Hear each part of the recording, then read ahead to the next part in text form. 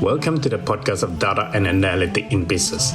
We will learn from the leading industry experts using data and analytics to solve the problems and create values in practice.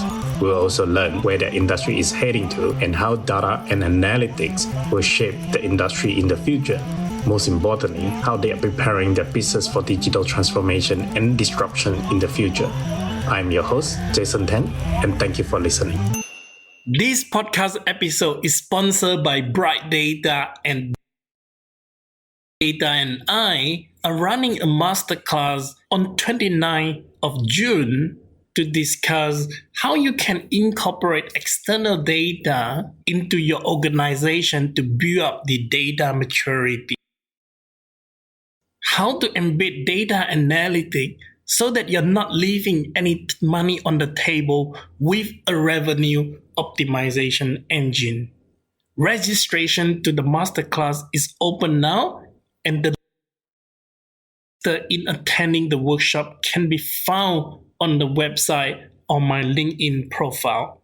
If you are interested how to embed analytics into your business frontline, make sure you come and join us. This must any money on the table, optimize and automate with a revenue optimization engine. I hope to see you there. In this episode, we have got Sveta Freidman. Sveta spent 5 data analytics and science at carsales.com.au, one of the largest digital marketplace for automobile cars in Australia. He was also the head of data analytics at Envato, one of the digital marketplace. In fact, one of the largest digital marketplace in the world, where they're selling the creative for all aspects about the creative that is required to use to build the website graphic creative. Sveta shared with me a lot of how the data analytics and data science are done in the world of the digital business. And because of many of these build their system and build their IT system and equally build their system from the ground up and from the scratch, they often would have a lot more flexibility and also the full control over operating system. What that equally means is the data maturity and also the ability to extract the value of the data by being able to change the often easier in the digital business and is easier in the digital marketplace. Sveta shared a couple of examples with us of how the digital marketplace analytics into the business frontline. And this particular example is the recommendation engine in improving the customer experience as they are browsing all the different automobiles platform. She goes on and illustrates how the recommendation engine could potentially be utilized in any other industry or businesses so they can take advantage of the embedding. While the traditional businesses don't necessarily have the flexibility or full control of the digital businesses, it does not mean that the data maturity should be compromised. Share with us some tips and also lay down a roadmap how some of the traditional businesses could equally enjoy and increase their data maturity within their organization. We're talking about the digital marketplace comparing to the online pure play, which started 2 or 3 decades ago, and how that digital marketplace is evolving to the world of online and offline integration of the Uber, Airbnb, DoorDash, and we were excited to see what would be happening in the next phase of the digital marketplace. Whether you are the executive or digital businesses in the new world, I think the key lesson here that one should take away from Sveta is think about the use cases and how people within the organization to be involved so they could achieve two main things. Number one, continuously increasing the data maturity within the organization, building and embedding the data analytic into the business frontline to drive the business performance. Your analytic should not stop at those beautiful PDF file or the Excel spreadsheet, but rather it will become much more powerful when you are able to embed the analytic into the business operation. If you enjoy the view of understanding how business can utilize data science to drive the business performance, make sure you click the button of subscribe or leave us a feedback. The more you do that, the more Apple Spotify podcasts would recommend the podcast to more people. Hope you enjoyed this episode. Hello, Sveta. Welcome to the Analytics Show podcast. Super excited to have you here. Do this podcast interview properly. Thanks so much, Jason, inviting me to the podcast. It's such a pleasure speaking to you. And finally, we get a chance to speak. And I look forward to our conversation. Now, let me start with a little bit of the research that I have. I know that you have worked across multiple industries like waggering, retail, health, and online business. If you have to choose one, which of these industry is your favorite so far? Look, I definitely can say I'm enjoying to work in the digital space and specifically digital marketplaces, companies where I would say is where I can actually bring quite a lot of value in terms of data as well. Although I can say in most of other industry data is important, but I feel like when it comes to working in the digital space, there's such a dynamic environment there. Work so hard, but also learn so fast, and you develop so many things through the way of things, which why I definitely can say that is the best places to work. I love it. Now, regardless what industry it is there one data and analytic principle always stay true that you bring to the organization? Look, definitely. I think that's one value that I think is very important is from the data analytics perspective is understanding how much there is value companies actually understanding the data and how much they value that, the culture of the company in terms of the data, how much they consume. So to me, when I usually come to organization, that's one of the aspects that I always trying to understand and bring to make sure that we nurture and develop the data culture aspect. And when I say data culture, it can be so many different things. But most of the things I enjoy the most when I can see people using data to make decisions, to innovate with the product, and basically any aspect of the business is actually thinks and does everything through data, which makes me very, very happy. Wonderful. Now, is working at some of the biggest e-commerce platform in Australia, rseals.com and Envato, and both happen to be a digital marketplace. Obviously, one is for the automobile cars and we're the digital products for web development and creative. Oh yeah, it's definitely a really, really interesting experience to get. And I'm very lucky for able to actually gain that experience during these companies working as well.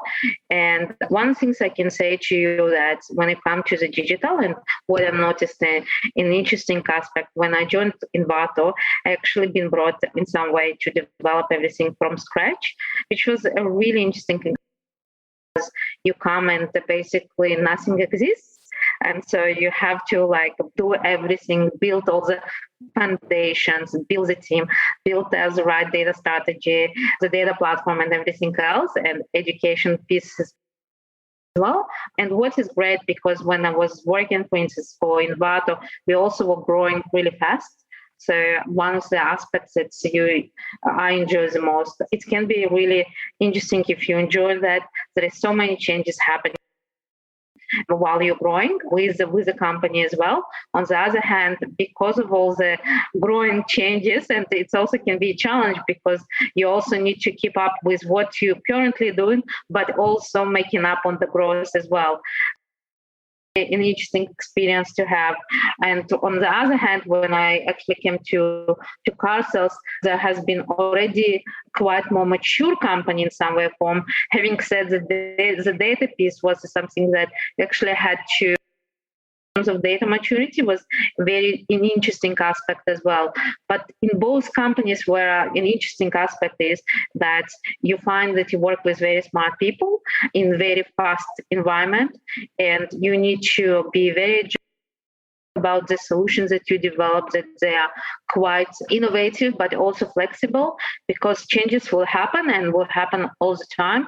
So it's not a companies where you would enjoy to work if you come in and you know whatever going to happen every day. Quite a lot of changes, a lot of innovations, a lot of meetings, a lot of really good people and smart people as well. Great stuff. Now, of the company trade secret, share with us some of the example how the digital marketplace, like the car sales or Envato, is using data science to drive the business performance. Yeah, it's a good question. And I think one of the things I can say to you that the first and most important thing which I realized when I came to both companies is actually creating visibility, because data science is actually at the later stage, because sometimes the business and the product and everyone that you can think of need to understand the business performance, and that it's creating visibility on what is happening at the moment. So that was first capability for people to be able to get the data every day, every time they need that, independently from anyone from the data team. But then once you've done that, which is part of the maturity curve that's happening, step is actually what you just described as advanced data science capabilities. And an example that I can share with you for instance, at car sales, we have developed a recommendation engine, which actually helps our users at car sales to better find our cars they're looking for, which is a really good experience.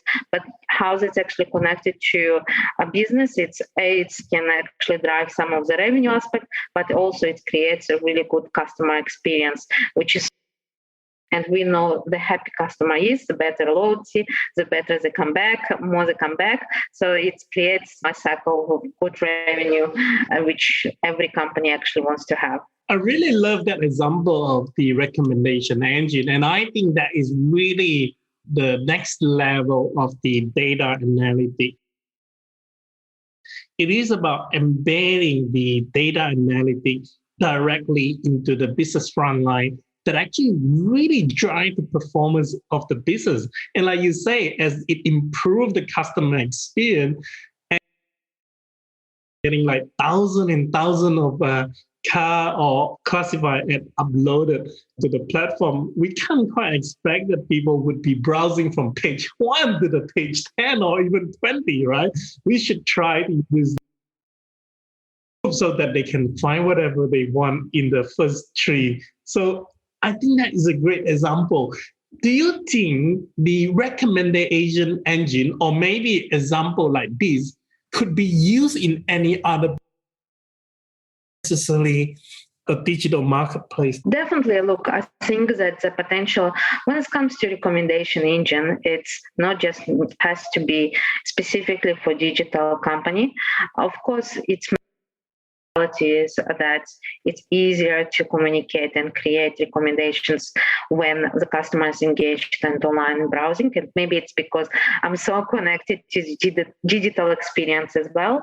Having said that, I think there are so when even if it's not digital marketplace or digital company, where you can actually create recommendation and create a really still good experience. And it doesn't have to be through just online, it can be through other channels.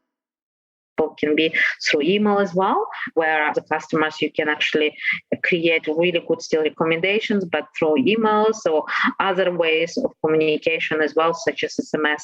So yes, there's so many ways how you can actually use data science, but I think it's important to mention the data science aspect can be used in many, many different ways, but it's always a combination of lots of different people that needs to be involved. So in my team, I have great people and very smart people who worked on that. And one of the smartest people working in my team is senior data scientist. But having said that, also we had to work with a product team, with marketing team, with a tech team, all of that. So I usually say to people when they say, can you just create something? Yes, you can, but it's kind of very collaborative work, because it's not just creating the data and taking the data from one step to another, but it actually works holistically with the ecosystem and with the product. That's where it actually works the best. That was a great example. I really love it. Car sales and Envato both are early pioneers of online businesses in Australia. And in my view, equally that both businesses have full control over the main. So they build the thing from the scratch, right? Now, my question for you then is, would you say the data maturity for both car sales and Envato would be higher than other traditional, perhaps the retailer or the bank, where they tend to have legacy system and their legacy system is from other software vendor? Really great question as well. I think that reality is it depends at what stage you ask. When I joined the company, the data maturity was almost for Envato did not exist. Having said that, now it's of course because abilities for you, and you actually pointed really good point as well about you're able to create everything from scratch.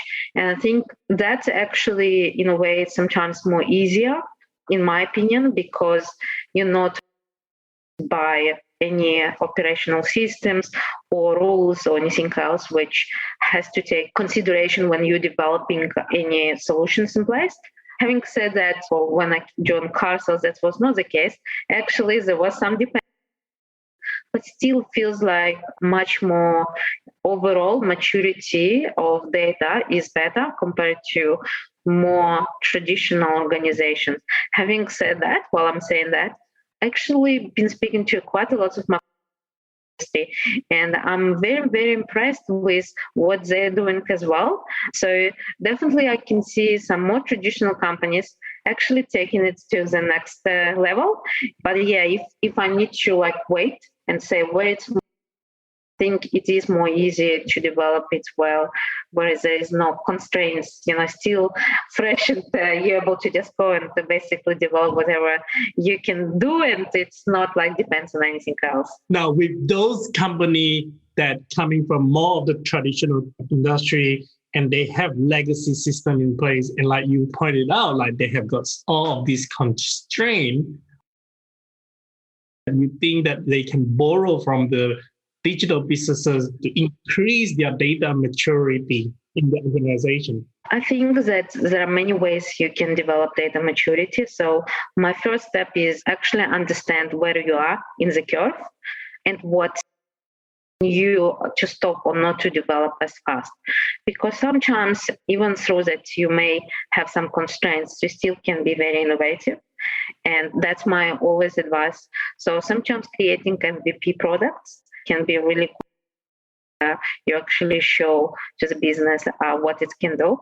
And then there is a huge buy-in about what needs to enable in order to actually develop this. So my advice would be is don't stop what's stopping you or what constraints you have. Try to see from different angles, create MVP products, and make sure that whatever is a constraint, can you actually look into it from a different angle? In a lot of cases, you can don't just stop by something that's by one angle. But having said that, I usually start by actually saying, understand where you are in the data maturity. Because an example I can give you is I had someone came to me with, I've been mentoring, said we want to develop a recommendation engine, as you just mentioned in my previous example. And the problems they had was they did not collect enough data in order to do that. So that's one of the things strategically is where you are and what you need to be enabling. And that's an example where someone says to you, I want you to be somewhere, doing the recommendation engines, but hey, stop. We can't do it because we just don't have the right data, which is a problem. It's a chicken and egg, which you need to show to the business and create in the process and in the data maturity curve, so they can actually help you with all that aspect. I think having the right data is often more important than the model. Model, it will always come at the right time. When a company doesn't necessarily have the right data within the internal system, what is your advice for them to go out and collect the external data so that they can enable this data science capability that they were looking to build within? Yeah, very good question, Jason. And I think examples where I've seen in the industry is sometimes people being hired, data scientists, and they come and they don't have the data, and exactly what you just described. My advice that there are several ways how you can navigate through the problem of data collection. One is understand what data you need, and we all know that data is fuel. We also knew that. And there is different ways how you can do that. One is actually do the data enrichment. And the data enrichment can be done through different ways, through the data acquisition, through third parties, and even sometimes through some deriving through different ways as well. So the data can be done through different data collection points. So that's one that I definitely will look to. So even maybe the data does not exist in the internal system, can you actually leverage and external system in order to get the data piece that you need in order to build your capability? And we all know that a lot of organizations in the boat, no one has everything, and everyone are looking the way they can actually enrich the data sets. So one advice I can always say that this is something that almost every company now have to think about, how they can be innovative. And innovation means a collection of and making sure that this data piece is going to be a game changer. So external is one example, but also is look at the data that you have. Can you actually derive from this and actually use that for your own advantage? So I can say for instance, you're looking to get gender of your customer, and you may collect their first name, but you did not collect their gender or whatever it is. What you can do is even through in a lot of cases you can derive if it's female or male. So that's just a simple example of how in this case you can still enable some of the capabilities you're looking for. So my advice is look in different ways. Look into what you have. Sometimes other ways can actually still enable you for what you're looking for. And then, of course, while you're doing that, is understand from strategical perspective, how do you in the future all the data collections that you need in order to be much more advanced and more competitive compared to other companies. Now, whether it is the internal or the external data, we all need a roadmap in order to level of the data maturity. And that will have to happen regardless you are online businesses or the traditional business. Exactly. What would be this roadmap that you would lay for organization who has a higher level of the data maturity? To me, the roadmap is going to be constrained of several ways.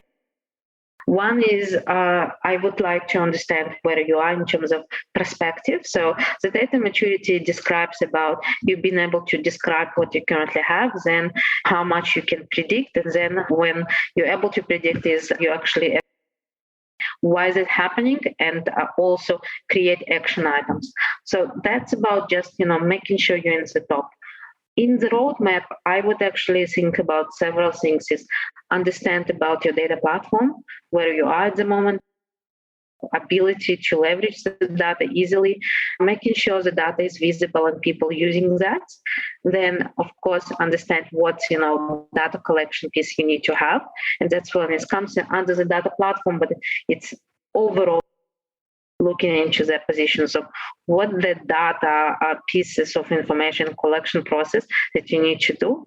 So that could be in the tooling as well, sitting in that aspect, but also it could be part of the product. It could be quite a lot of things. And then the third piece is creating advanced analytics capability. And that would be is understanding the use cases, what would drive, and creating from this is what people we would need to bring on this piece, what value it will bring, and we can enable. So when I'm saying that it's definitely a curve, cannot happen in one day, but it's a curve that actually usually happens. And when you see that happening, I personally feel like the company is definitely getting level in terms of their ability to leverage information for their own strategic innovation. I love that the roadmap suggestion for you is that there are more and more startups with an online focus being started around the world these days.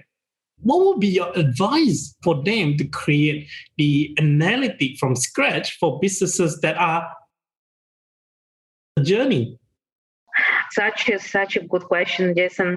Again, and I would say to you what I've realized specifically and noticed here in Australian market is that a lot of startups here start with bring initially developers, sometimes you bring marketing and product, and data in some way comes later at the stage.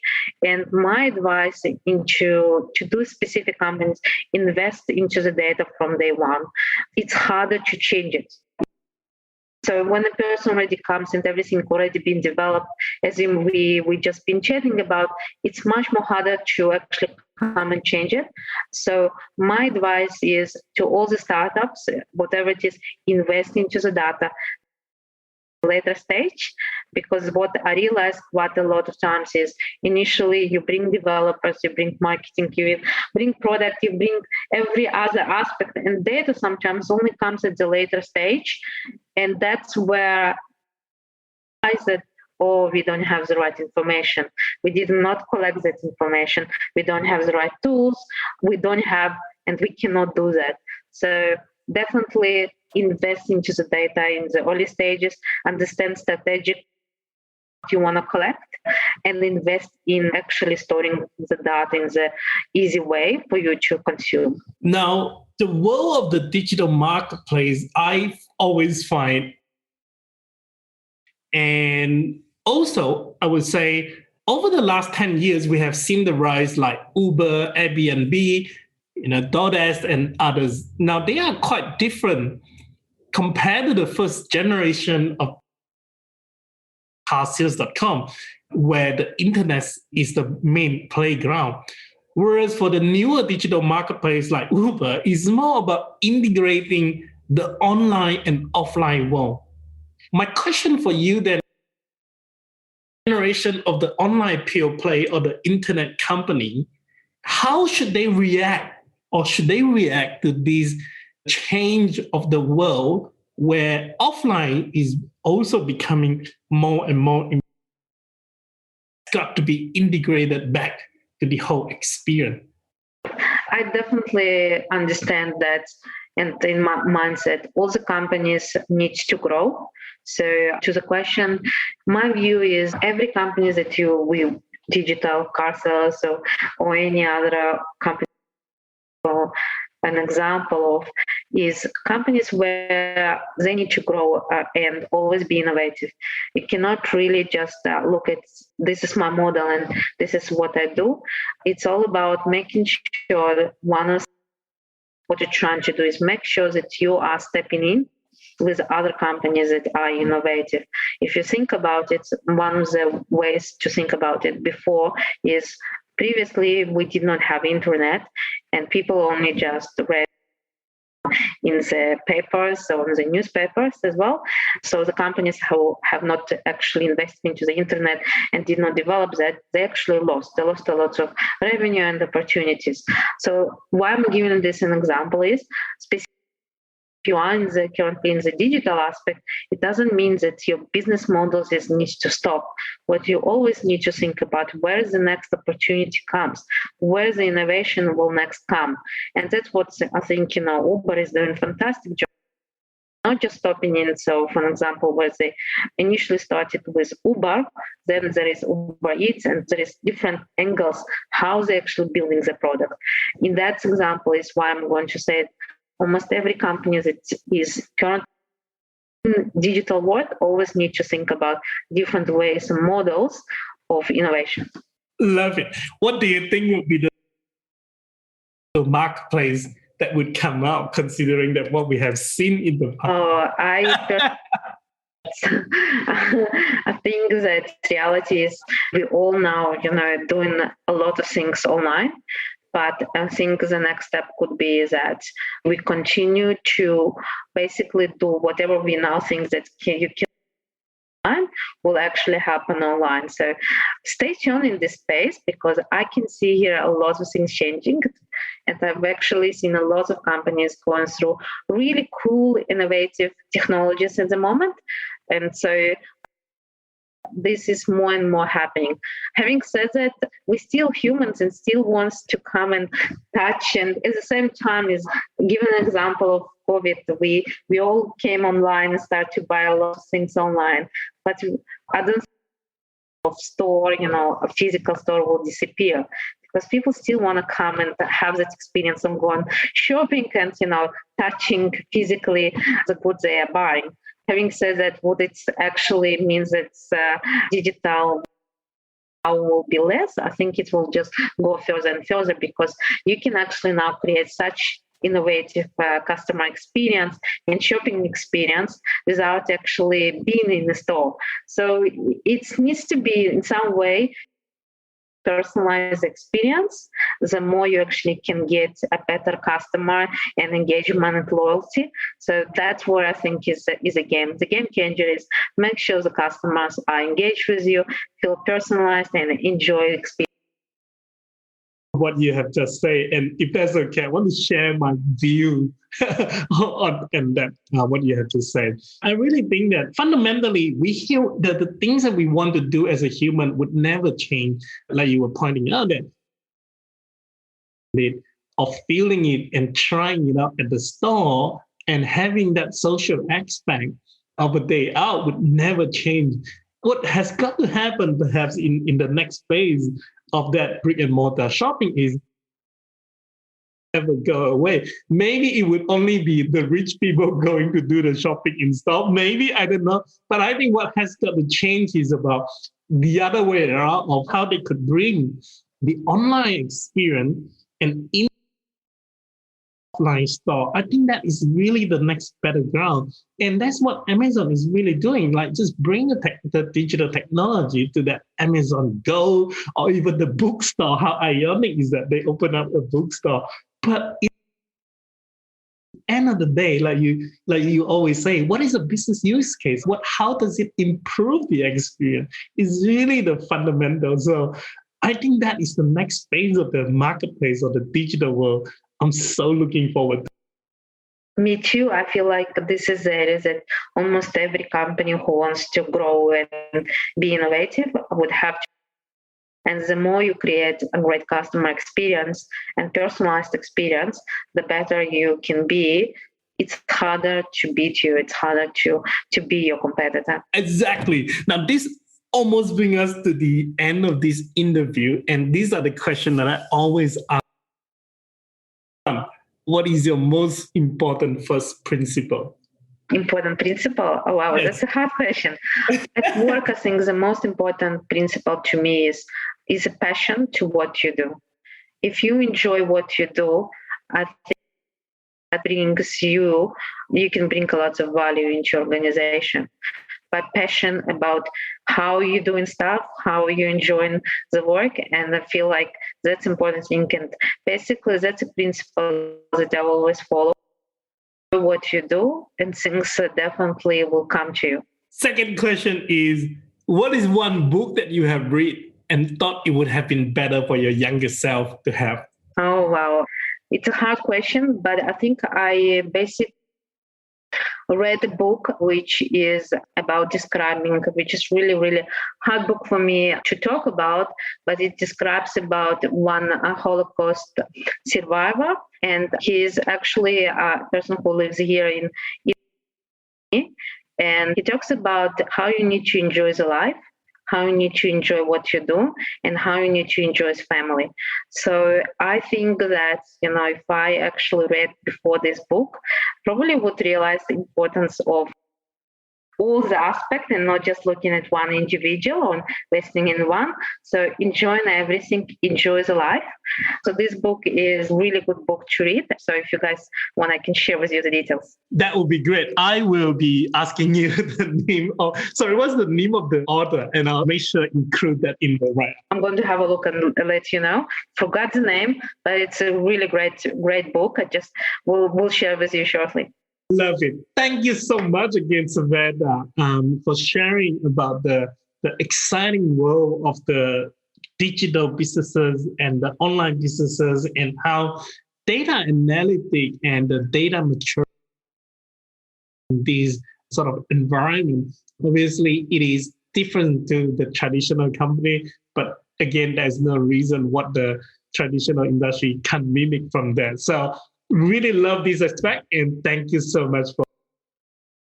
Thank you so much for having me, Jason. It's been such a pleasure chatting with you. This podcast episode is sponsored by Bright Data and DDA. Bright Data and I are running a 29th of June to discuss how you can incorporate external data into your organization to build up the data maturity. We'll discuss how to embed data analysis, leaving any money on the table with a revenue optimization engine.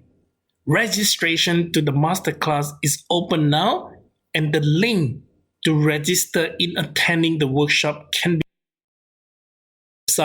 on my LinkedIn profile.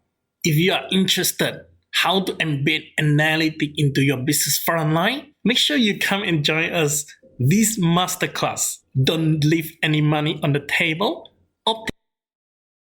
with a revenue optimization engine. I hope to see you there.